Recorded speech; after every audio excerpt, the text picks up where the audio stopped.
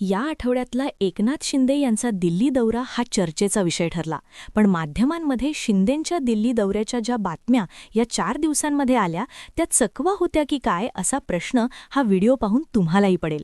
कारण शिंदे दिल्लीला गेले होते, पण ऑपरेशन टायगर हे एकच मिशन घेऊन नाही, तर एक वेगळी शिकार करण्यासाठी. सूत्रांकडून जी माहिती आलीये ती महाराष्ट्राच्या राजकारणामध्ये पुन्हा एकदा खळबळ उडवून देणारी आहे. शिंदेंचं टार्गेट फक्त ऑपरेशन टायगर नव्हतंच, तर शिंदेंनी दुसरं जाळंही टाकलंय आणि ते आहे ऑपरेशन तुतारीसाठी. तुम्ही अगदी बरोबर ऐकताय. त्यासाठी शिंदेंनी अगदी दिल्लीच्या एअरपोर्टवरूनच फिल्डिंग लावायला सुरुवात केली होती.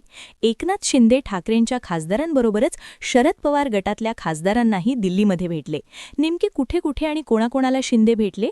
पक्षवाढीच्या डेस्पिरेशनमध्ये सध्या शिंदेंच्या रडारवरती कोण कोण आहे सगळं सांगणार आहे. व्हिडिओ शेवटपर्यंत बघा. शिंदे असे अचानकच दिल्लीला का गेले यावरून बऱ्याच शक्यता बोलल्या गेल्या. या दौऱ्यामध्ये ऑपरेशन टायगरची सुद्धा चर्चा झाली. पक्ष वाढवण्यासाठी शिंदे बरेच हातपाय मारत असल्याचीही चर्चा झाली.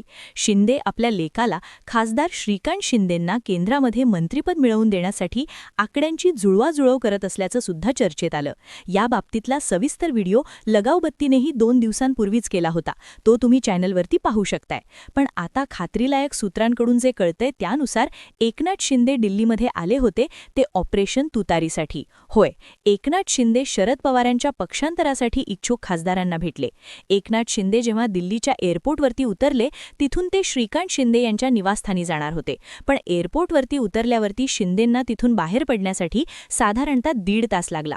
तो का लागला तर शिंदेंनी एअरपोर्टवरतीच आपली मीटिंग फिक्स केली होती. एअरपोर्टवरून बाहेर निघण्यापूर्वी शिंदेंनी एक महत्त्वाची भेट घेतली. या भेटीमध्ये राष्ट्रवादी काँग्रेस शरदचंद्र पवार पक्षाचे 4 खासदार उपस्थित होते. या खासदारांसोबत एकनाथ शिंदे यांची तब्बल 1.5 तास बैठक झाली. त्यानंतर एकनाथ शिंदे श्रीकांत शिंदे यांच्या 12 पंडित पंत मार्ग इथल्या निवासस्थानी पोहोचले. त्याच रात्री 1 वाजता एनसीपी खासदारांशी शिंदेंची पुन्हा भेट झाली. या भेटीमध्ये त्यांच्यात सखोल चर्चा सुद्धा झाली आणि रात्री 1 वाजताच्या या बैठकीतच पवारांच्या खासदारांनी एनसीपीला सोडचिठ्ठी देण्याचं कबूल केलं. लगावबत्तीच्या खात्रीलायक सूत्रांनी ही माहिती दिली. याचा अर्थ स्पष्ट आहे की शिंदेंचा दिल्ली दौरा हा एका दगडात 2 पक्षी मारण्यासाठीचा होता. शिंदे एवढ्या वेगाने 2 पक्षांच्या खासदारांच्या भेटीगाठी करतात, तिकडे दिल्लीमध्ये अमित शहा आणि मोदींचीही भेट घेतात. हे पाहता शिंदेंना भविष्यामध्ये मोठा डाव टाकायचा असल्याचं दिसतंय. खासदारांची जुळवाजुळव करून एनडीएमध्ये सर्वात मोठा पक्ष बनण्यासाठी शिंदेंनी आतापासूनच रणनीती आखायला सुरुवात केली. शिंदेंना केंद्रामध्ये मंत्रिपद वाढवून हवंय म्हटल्यानंतर ठाकरेंच्या खासदारांवरती त्यांचं भागणार नाहीये, तर शरद पवार गटातलेही खासदार फोडावे लागणार आहेत. तर शिंदेंना आपलं खासदाराचं संख्याबळ वाढवू शकणार आहे. म्हणूनच त्यांनी शरद पवारांच्या खासदारांकडे आता आपला मोर्चा वळवलाय. पण ते किती आणि कसे खासदार मॅनेज करतील यामागे काय गणित आहे ते आधी समजून घेऊया.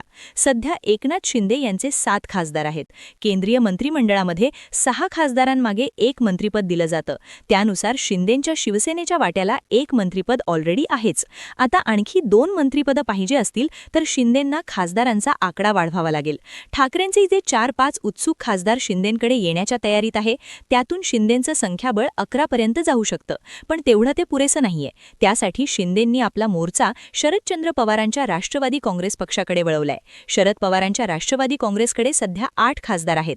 यापैकी किमान 5 खासदार एकनाथ शिंदेंकडे यायला हवेत आणि सूत्रांकडून मिळालेल्या माहितीनुसार पवारांचे 5 खासदार शिंदेंच्या संपर्कामध्ये आहेत. त्यांची नावंही आता सांगतो. या खासदारांमध्ये पहिलं नाव आहे अमर काळे, दुसरे भास्कर भगरे, तिसरे आहेत सुरेश उर्फ बाळा मामा मात्रे, चौथे आहेत धैर्यशील मोहिते आणि 5वे खासदार आहेत निरेश लंके.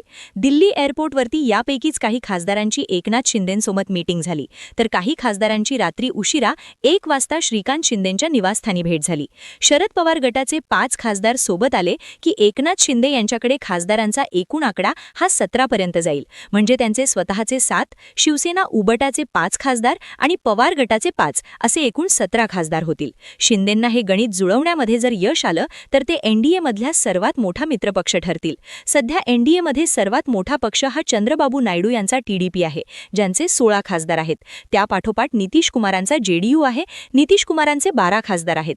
एनडीएमध्ये सर्वात मोठा मित्रपक्ष बनायचं असेल तर टीडीपीपेक्षा जास्त खासदार आपल्याकडे असले पाहिजेत. हाच एकनाथ शिंदे यांचा फुल अँड फायनल प्लॅन आहे.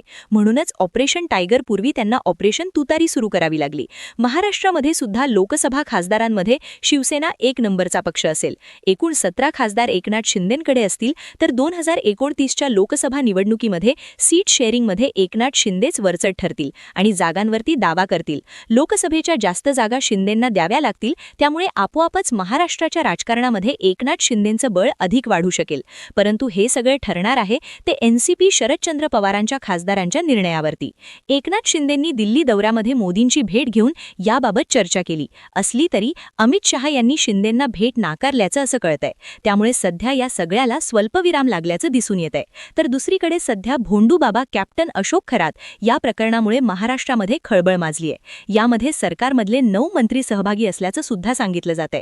हे मंत्री खरात बाबांचे भक्त आहेत. त्यामुळे एनसीपीतून एकनाथ शिंदेंकडे जाणाऱ्या खासदारांना आणि ऑपरेशन तुतारीच्या सध्या ब्रेक लागल्याचं दिसतंय.